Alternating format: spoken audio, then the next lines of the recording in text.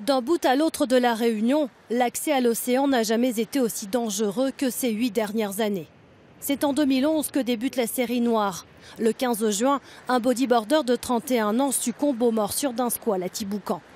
3 mois plus tard, nouvelle victime, Mathieu Schiller, champion de bodyboard, est happé par un squale dans les vagues qu'il surfait depuis tout petit.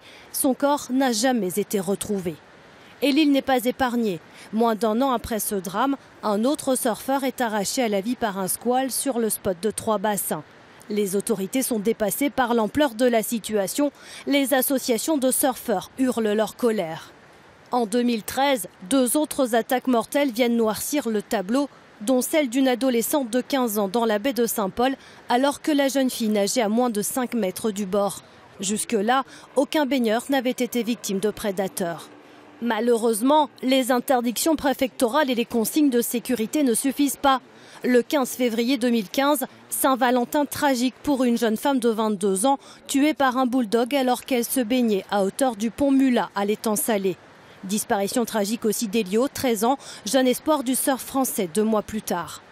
Le temps passe et la Réunion peine toujours à trouver des solutions à cette crise. S'en suivent 2 années de répit et les attaques mortelles reviennent au devant de l'actualité en 2017. La liste des victimes s'allonge encore. 2 copains bodyboarders sont mordus par des squales à 2 mois d'intervalle et succombent à leurs blessures. L'un à la pointe aux selles, l'autre à l'embouchure de la rivière du Mât. Un bilan dramatique qui s'est alourdi en ce début d'année avec le décès d'un pêcheur de bichic à Sainte-Rose et celui d'un surfeur ce jeudi, portant à 11 le nombre d'attaques mortelles depuis le début de la crise requin.